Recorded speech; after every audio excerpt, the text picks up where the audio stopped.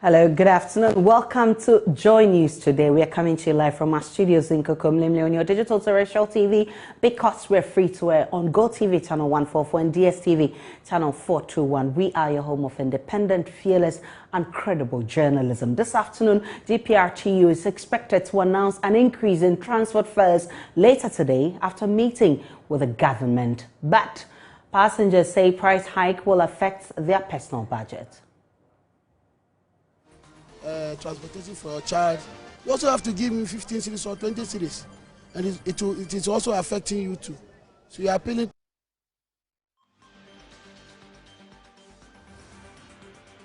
Also in this bulletin, Governing Council of the University of Education Winneba states Professor Malto Avoke to serve with unexpired term as Vice Chancellor.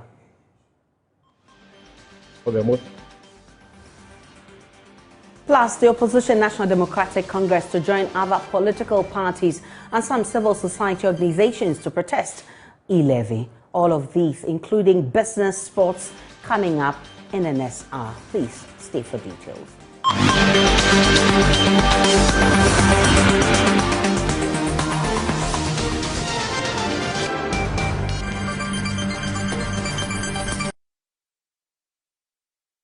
Many thanks for choosing us. My name is Aisha Ibrahim. The Coalition of Transport Operators is pushing for a 30% increase in transport fares following the recent fuel hikes at the pump. The drivers say they have been compelled to propose an increment in transport fares because the government has not scrapped some taxes to cushion fuel increase. The drivers are expected to meet the government today and announce an increase in fares. But ahead of that, passengers say any increment in fares will affect their personal budgets. They spoke with Joy News. Okay, so definitely it's going to affect us because technically this year most of us, our salaries were increased. So we are operating with the same budget. So 30%, it's on the higher side and definitely is going to affect us. So we will plead with the government if the other taxes on it, which can be taken out for us to be cushioned a little bit, could be done. It could help us a lot. Walk at this time before they join the bus. Maybe if he's going to Kaneshi, some of them will manage to walk from here to Awudome. If he sees that he's tired, then from there, he will take the car. Some of them also buy bicycles for their children who are schooling. And other old people who are working as securities, they also manage to buy bicycles because the cost of transportation is too expensive. And looking at their salaries, it doesn't help them. So people find so many ways to come to work and live as well. So it affects our work. And our children are also schooling as well. So if you give 10 cities as transportation for your child, you also have to give him 15 cities or 20 cities. And it is also affecting you too. So you are appealing to the government to do something about the fuel price. Instead of increasing the transportation fares, I think something should be done about the fuel prices. I don't support it because at first if we were paying 1 cedi, we will pay 1 cedi 30 pesos. And that will affect us so much. It will affect us so much. So cost of goods, items will also increase, and it will affect everybody. So I don't support it at all.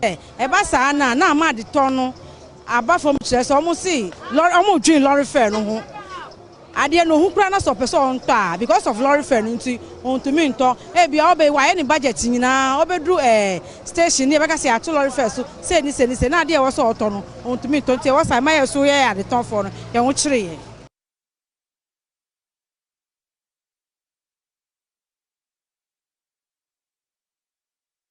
General Secretary of the GPRTU, Godfred Abobiri, says the union will meet government at 3 p.m. and later announce any changes in the transport fares proposal. He's been speaking with me. The factors, we went and did a survey, and the survey has to do with the fuel prices, the lubricant prices, the sudden increments on the spare parts, and the increment on the fees. These are all the components that we want to consider their adjustments and then factor them in and to arrive at how much we can adjust our fare. So in that survey, when we did, we have got all of them combined about some 35% increase. But that doesn't translate that we are equally going to increase fares by 30 or 35%. No. All right. These are the components, total of the components that are the determining factors of the running cost of commercial cars. Yeah. So you have a meeting today, right? With that? Yes, please. We have a meeting with the Transport Minister. Okay. Submitted the report on this our survey to for them to consider. So today that we have been called to meet and then do further discussions on that document. We are just going to do a negotiations as to by what margin are we going to accept and increase our fares. By what margin that we are going to agree and then to do effect on our fares. Away from fares, let's go to the NDC headquarters because the National Democratic Congress has joined forces with other political parties and some civil society organizations to organize a protest dubbed Yenchia demonstration.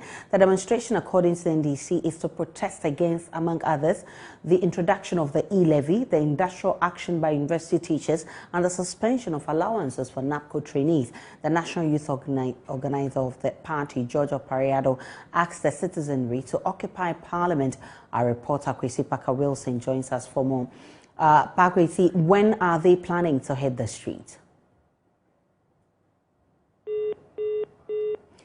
All right, I think we lost Parker there. If we still have Parker, when? All right, so we'll try and get Parker back on the line to tell us more on what this Yenchia demonstration is all about. But in essence, they say they are protesting against the e-levy. They're also protesting against the industrial action by teachers.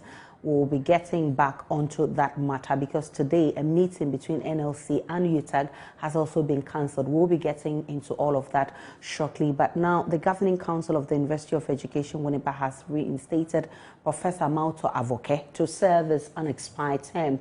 The Winneba High Court on Thursday ordered the University of Education to reinstate Professor Avoke as the substantive vice-chancellor of the institution.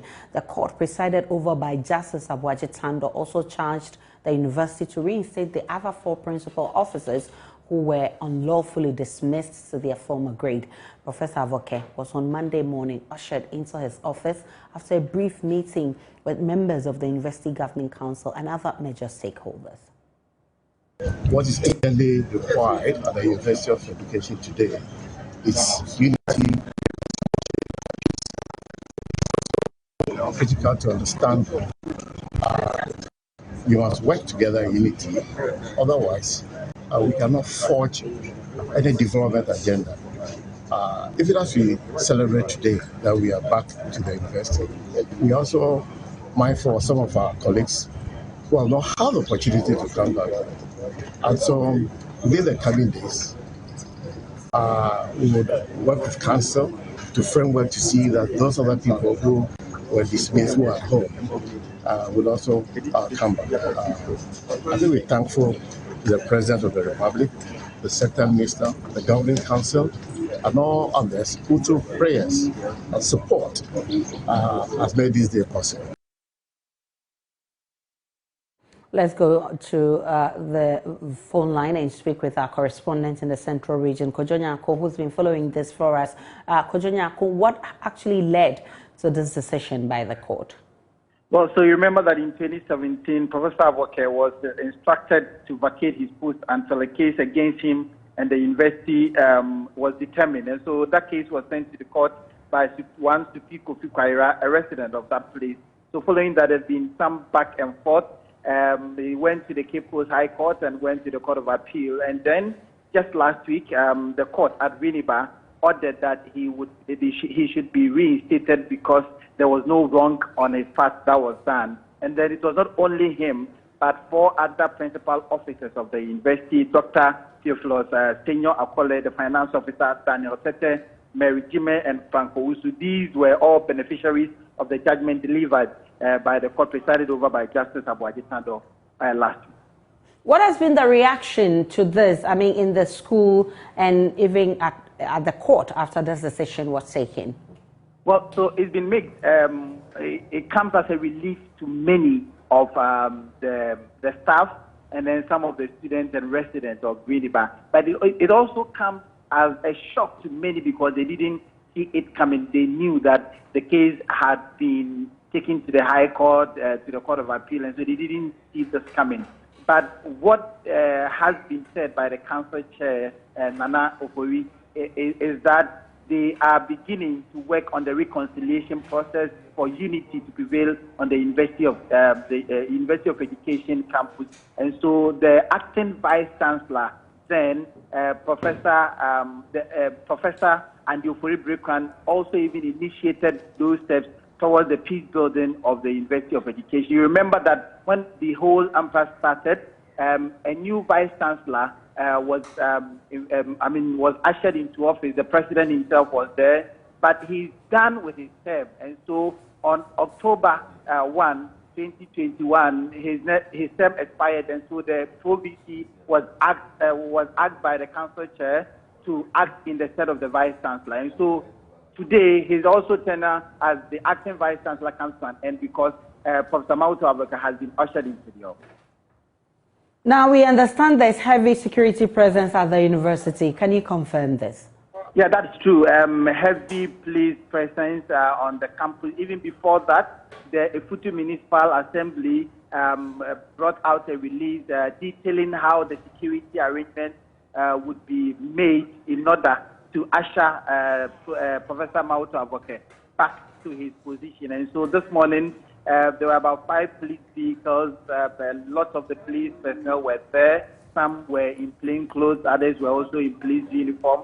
They were at the principal of the administration block. That is where the council chamber is. And so after the meeting, they came out to address the press. And so there was indeed a heavy police presence because they didn't want to take chance looking at the trajectory of events at the University of Education.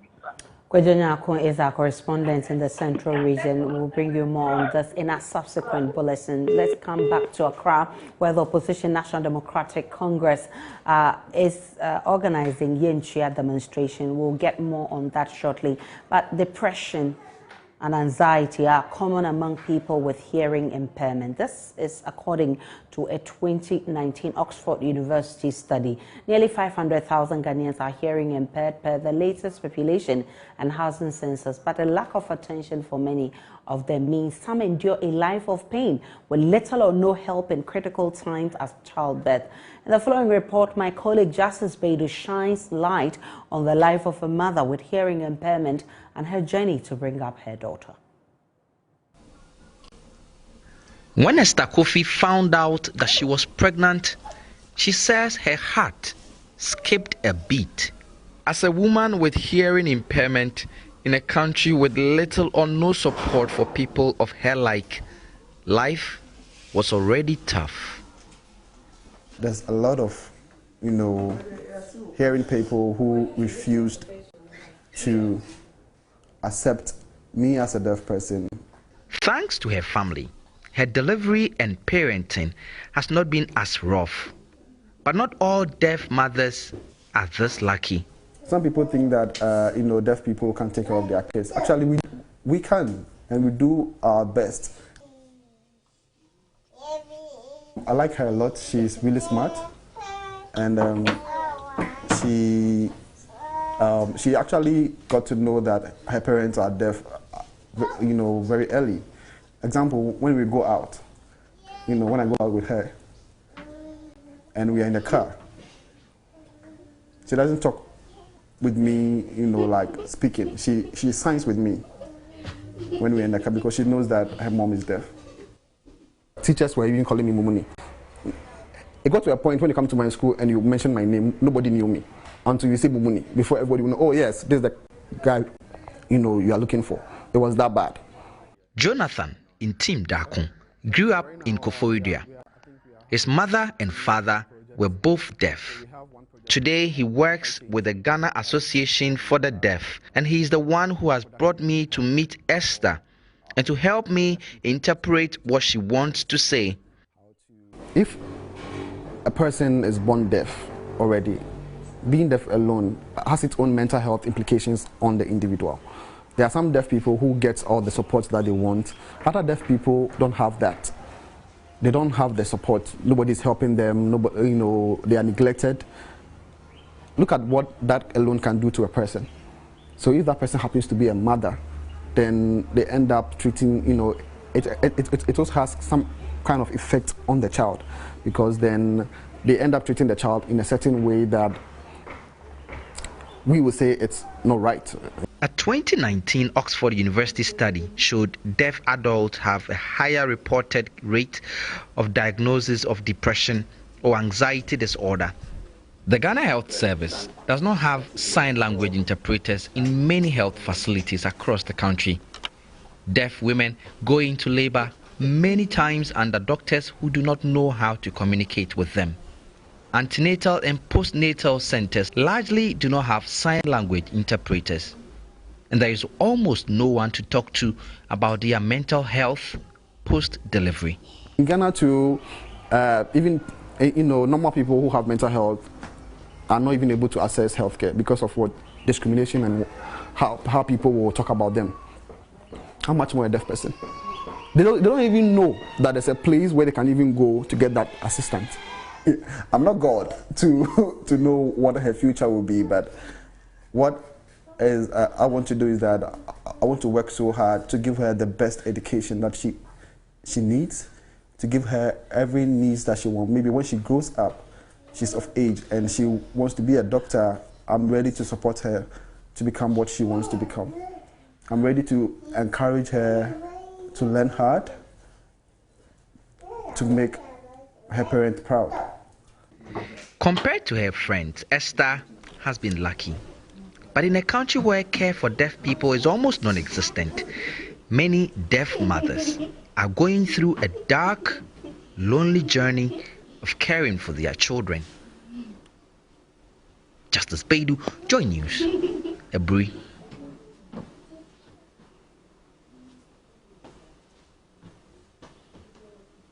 The opposition NDC has joined forces with other political parties and some civil society organizations to organize a protest that Yenchia demonstration. The demonstration, according to the NDC, is to protest against, among others, the introduction of the e-levy, the industrial action by university teachers, and the suspension of allowances for NAPCO trainees. The national youth organizer of the party, George Opariado, asks the citizenry to occupy Parliament. Our reporter, Kwesi Parker Wilson, joins us for more. Kwesi, when are they planning to hit the street?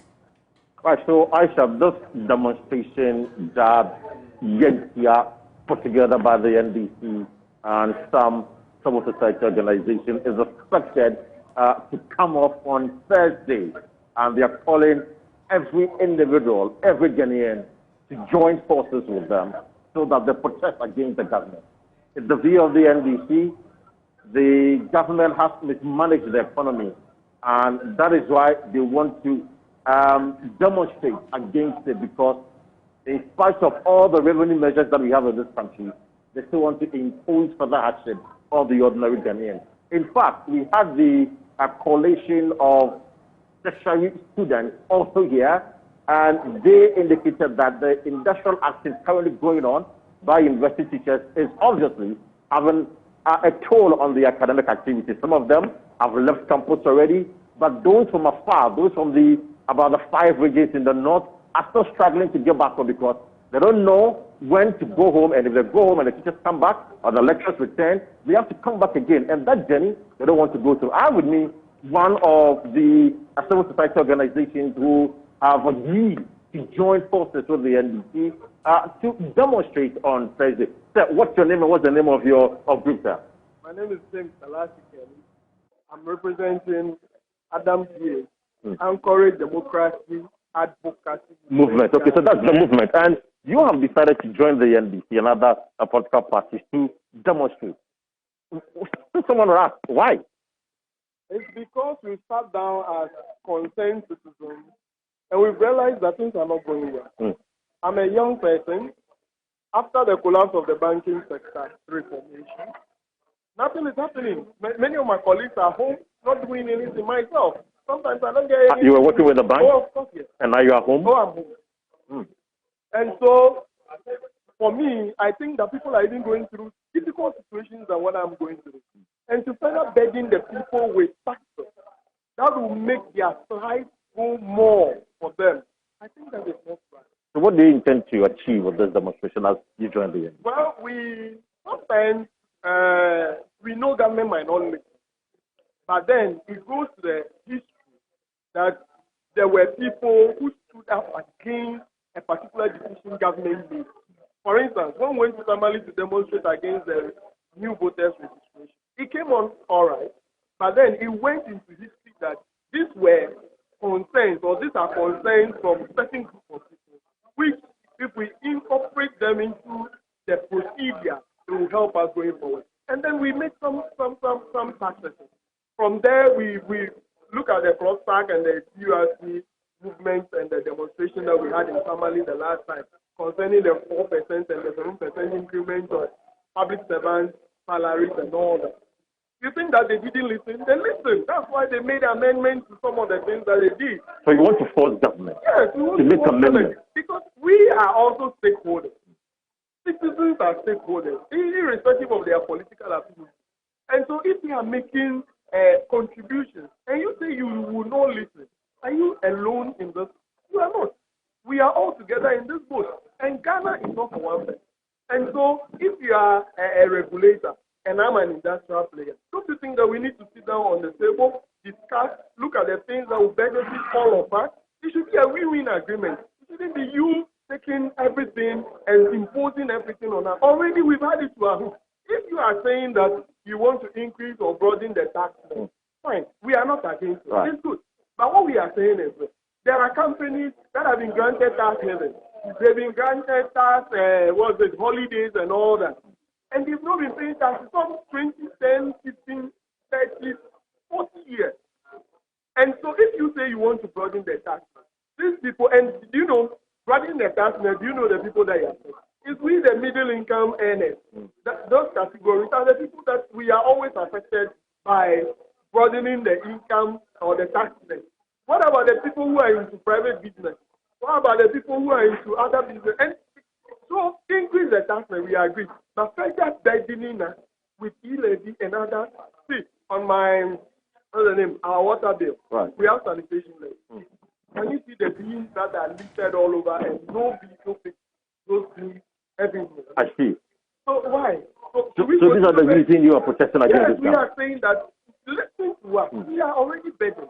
And see, we receive remittances from friends and family. Right. And as unemployed people, these are some of the ways we earn from friends and loved ones. And so if we are going to further place taxes on them, what are you telling us?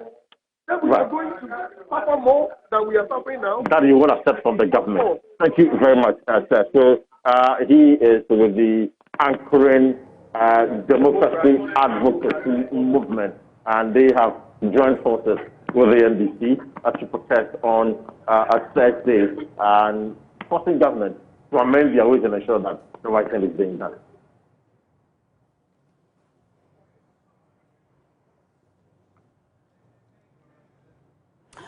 That was Parker Wilson at the NDC demonstration tagged Yenchia demonstration. But the National Labour Commission has this afternoon cancelled a meeting between itself and UTAG. An earlier court order directed for an out-of-court settlement between government and UTAG. But this afternoon, that meeting has been cancelled. Let's speak an excerpt of that letter from National Labour Commission. You can see on your screens. I'll read excerpt. It says, please refer to our letter dated February 2, 2022 of even reference on the above subject matter. Per letter dated 4th February from Counsel for UTAG, Dako Kelly Delata and Company, UTAG has declined attendance at the Commission's meeting today, dated 7th February. Copy is hereby attached for your information. In view of paragraph 2 above, the National Labour Commission writes to advise all parties that the meeting is hereby cancelled, and is signed by Dr. Bernice A. Wilbeck, Director of Administration and HR for Executive Secretary. And it's copied the Minister for Employment, Minister for Education, Minister for Finance, Executive Chief Executive of Fair Wages Salaries Commission and Director General of the Tertiary Education Commission. We can now get onto the phone lines and speak with Dr. Samuel Nkuban. He is the president of the University of Ghana chapter of UTAG. I'm grateful for your time, Dr. Nkuban. Why has this meeting been cancelled? It looks like you are the one who triggered this. Well, thank you very much. It's a case that we've been in court with the National Labour Commission, which was seeking to injunct our industrial action and also to get the court to direct or to enforce its directive that we needed to call off the action. Now, in the advice of the judge, the indication was that we needed to resolve outstanding matters and revert to the court on Thursday. In that advice, the indication was for UTAG to be looking into the possibility of calling off its industrial action depending on the outcomes of our engagement, and then Labour Commission to be considering withdrawal of the case from court. Now, on the very day this advice was given, we received a letter from the Labour Commission ordering us and our stakeholders on the side of government to appear before it. And so we had an emergency National Executive Committee meeting at which we were of a considered opinion that we could not possibly be in the court with the National Labour Commission and at the same time be ordered to appear before it without, in actual fact, the letter didn't have any agenda item. And so for us, the best to have done, because it was us and Labour Commission that were in court, and on the side of government, they were not in court. And so the thinking was that the Labour Commission would rather inform government of the decision of the court or the advice of the judge that we needed to engage, because the resolution of the matter is between us and government and not with the Labour Commission. And that is the background to which we thought otherwise, and respectfully wrote to the Commission to indicate that we didn't consider the meeting as an appropriate forum, and that if we have a call-up by our employers, we would make an appearance to engage with them. So that is the basis. Dr. Nkuban, what exactly was the directive from the court? Well, it was it was an advice to the two parties that have a stalemate to resolve the matters. Now, Labour Commission was asked to take steps towards withdrawal of the case, which, of course, Labour Commission's lawsuit does not deal with the demands of UTAG. And so the demands of UTAG, if that is the only way the issues will be resolved, the only way the issues of UTAG calling off the strike is that government has offered UTAG what UTAG is demanding. And so the issue of being in court with the Labour Commission does not address that. And so the advice is for Labour Commission to ensure that the two parties get together. And that's why I'm saying that we were in court with the Labour Commission. On the side of government, there was nobody in court because they were not party to the suit. And so while the Labour Commission is taking steps to ensure that the case is withdrawn from the court, it also has to facilitate our meeting with the and so the expectation is that Labour Commission will inform government that this is the advice from the court, and then government will pick it from there and engage UTAG. So what's next? We cannot possibly be in court with the Labour Commission that tries to mediate between us and government anymore. That is the rational thinking that members thought we needed to engage with, because you cannot be in court with us and be the same person that is in between the two parties that have a stalemate, engaging them in terms of trying to resolve their differences.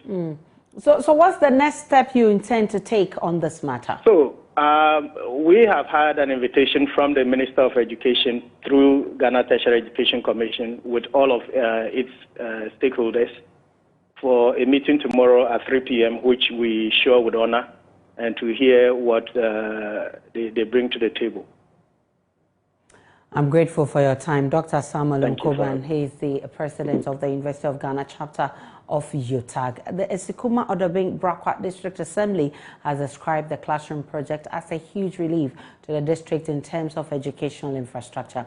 District Chief Executive Lawrence Edutua Esian acknowledged that the project has come to fill the gap created by a bigger project which had stalled, pledging his commitment towards timely completion.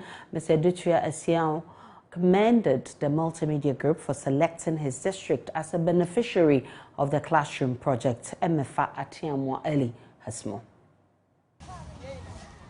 In fulfillment of the Assembly's commitment to the successful completion of the 3-unit classroom block for the Brima Chamraji Basic School, the Asikuma Odoben-Brakwa District Chief Executive Lawrence Edutia Esian personally escorted 8 trucks of sand to the construction site to fill the foundation. He organized an excavator to move to site the trips of latrite required for the hydrophone block production. Expressing the district's excitement about the ongoing projects, Mr. Edutia Esian revealed how he got wind of the project. I think the first day I heard about this, I was on radio and I saw a text message that, hey, your district is being discussed on Asempa. And I was confused then, but I concluded that maybe it's for a good cause. And I've seen the results. For the DCE, the classroom project is filling a critical educational infrastructure gap which would have otherwise caused the Assembly a lot more to be able to provide. If we were taking the entire project to execute, we would understand how much it was going to cost the Assembly. And so if a team had taken that upon themselves and the little commitment that we need to give to support that, I think it's in good cause. And so we will be committed to the project. Most importantly, look at the number of projects that we need to undertake. It's only by the grace of God when someone or a team, another team decides to intervene and then help us in their own small way. But specifically with Jamra, we know the history, and I did not to repeat what we wouldn't want to hear again. But there is a bigger project that was started some time ago. I'm sure if that project had been completed, I think this issue wouldn't have really come up. So we are aware, work so far, what needs to be done. So your team should be rest assured that we are not going to fail on our side, specifically what we need to do. So let's expect the best. And once again, I'm grateful. Senior news editor at Joy News, Fifi Kumsin, who led a team from the multimedia group to ascertain the progress of work on site, applauded the DCE for his support, while reminding him the classroom project could be another solution to his quest to dealing with teacher attrition in the district. You're talking about attrition rate. Sometimes teachers are uncomfortable teaching in certain classroom blocks. It's a reason they may not even be teaching. Yeah, so definitely it will also be an encouragement to some teachers to even do their work. And of course to the children in the community who would not want to go to school because they fear their classroom will collapse on them. I am very excited, and on behalf of the multimedia group, we want to thank you for your support. We hope that within the next few days or weeks, this project will be done. With the provision of sand, work on site has picked up once more. The DCE could not hold back his joy and appreciation to the multimedia group and its partners. Maybe I should add my voice in thanking all those who have been contributing, because I see him almost every time trying to thank even those who are yet to contribute. So we are grateful to those supporting the multimedia in execute. I know it's not easy at all, because sometimes you do the projections and expect a certain something that needs to be, even especially when the public know that, hey, once this initiative, they may even think that probably individuals have given everything to be done. But in actual sense, it may not be as the people may think. So sometimes we understand possibly the hell that you might be going through, but our support is there. We are going to give out our best, and so God bless the multimedia, and thank you for the work so far. The Classroom Project is brought to you in partnership with the Star Ghana Foundation with funding from the Dutch Foreign Affairs Ministry. It is supported by the Israeli Embassy, the Forestry Commission, the Planned City Extension Project, DBS Roofing Sheets, as well as you, our cherished audiences. The Classroom Project, promoting social justice through philanthropy. Amafa Atiamwa Eli. For Joy News, Brima Jamra. You can also support the Classroom Project by sending your donations to MTN Momo number 059-3038832, 059-3038832, or you may call our front desk for more information on how to give for change. Still to come in this bulletin, Group President of CAGL, a licensed radioactive transporting company, Asikuma, is calling on companies that transport radioactive and explosives to consider giving training to their stakeholders. More in business shortly.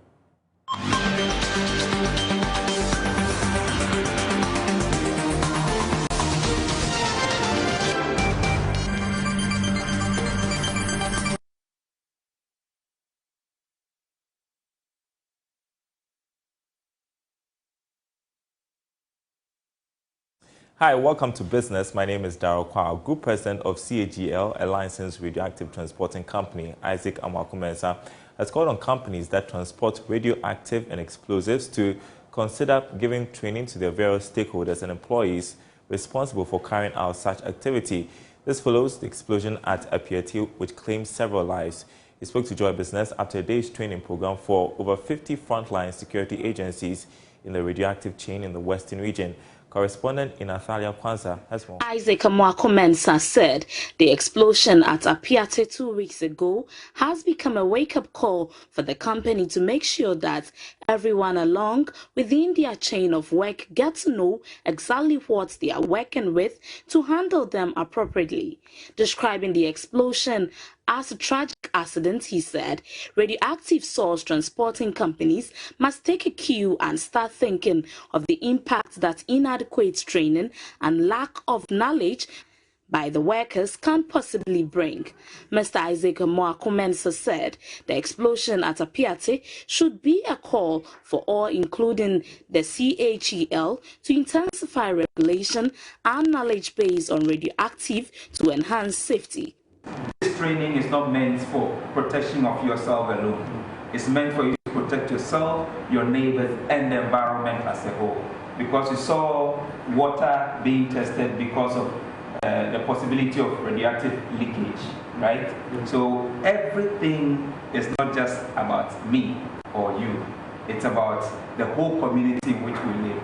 A lot of people go out, and if it had been the radioactive incident that happened at Apiati, 100 years from now or 200 years from now would have still been living with the repercussions of that incident.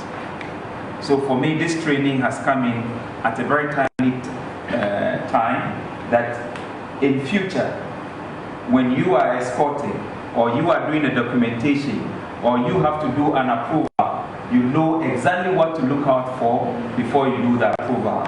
You know exactly what to look out for before you sit in that escort truck. You know exactly what to look out for before BNI, you tell them that, look, you can move this or you can't move that.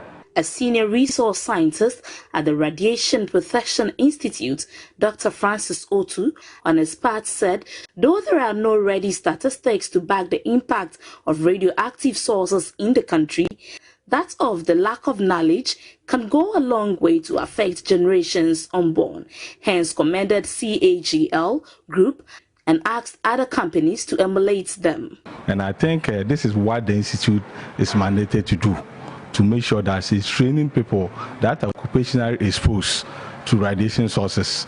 And then what they have done is, one of them, we're expecting that all the companies which they are service involved with radiation exposure to be able to know the importance of training their workers. In other news, Ghana is set to get about $4 billion from the World Bank to support the economy and the budget from next year. The funds will be spread over 5 years and could see about $700 million disbursed every year, but tied to key reforms.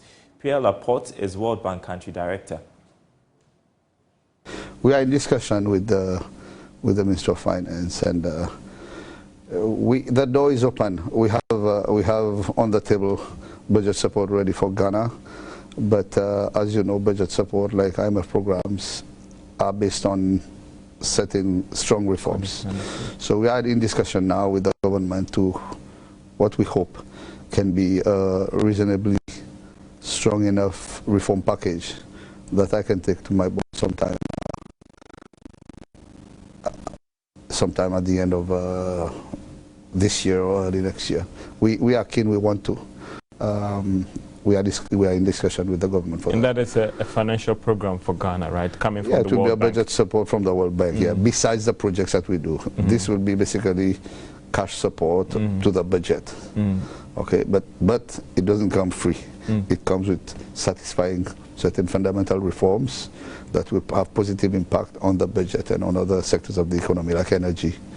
How much are we looking at here from the bank?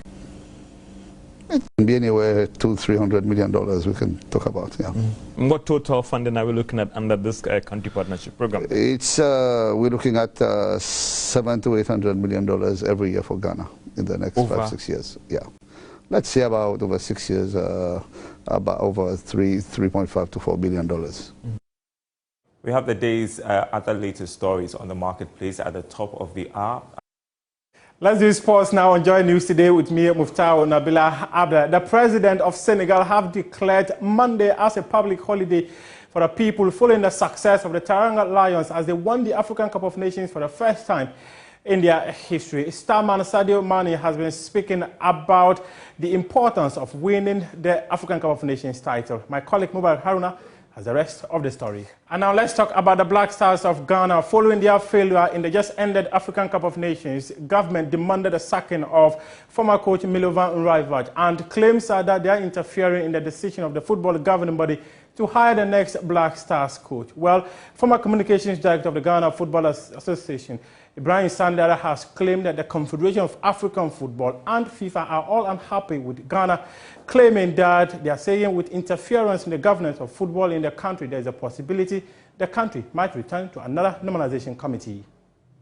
I'm happy with talk of them hearing that government is directly trying to recruit a coach for the national team. I've been confronted maybe by 20 FA presidents across Africa telling me that what is happening in Ghana is it just because of one defeat that the whole system must crumble.